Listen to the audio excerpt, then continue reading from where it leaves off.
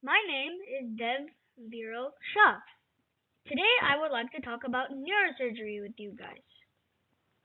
Today I'll be talking about the conditions, diagnosis, and treatments that neurosurgeons do every day, from problem to solution.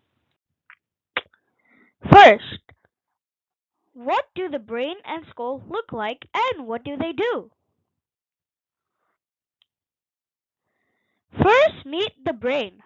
He is a wrinkly, pink, squishy, super smart boss who is in charge of everything you think, feel, and do. Protecting him is the skull. Think of the skull as a super strong, bony helmet that keeps the boss safe. And floating between them is the cerebrospinal fluid. It's a crystal clear liquid that acts like a soft waterbed, cushioning the brain so it doesn't get bumped around. Together, they are the ultimate team that keeps your thoughts safe and running smoothly.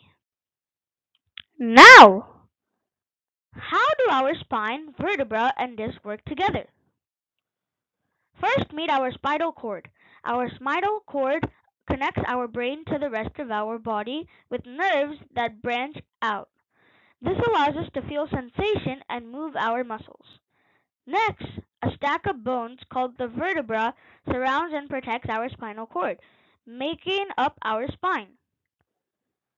Between each vertebra is a cushion called the intervertebral disc, which allows movement and absorb shock. Hooray!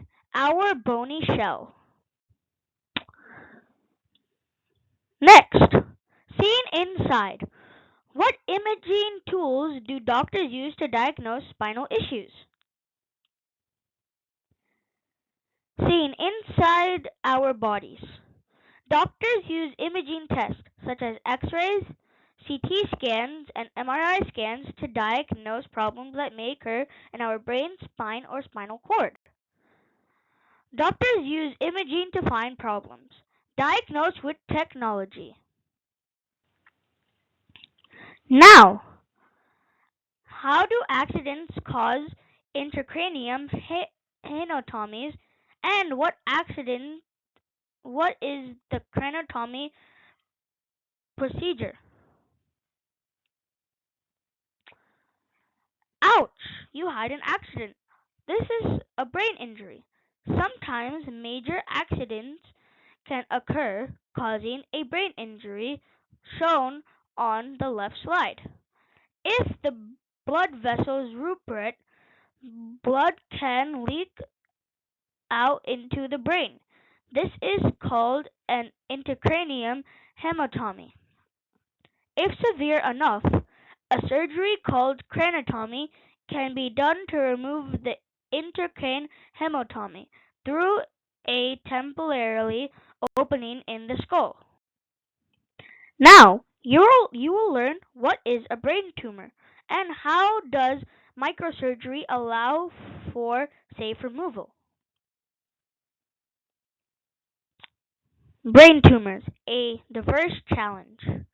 A brain tumor is an abnormal growth of cells in or around the brain. There are many types of brain tumors, shown on the left slide.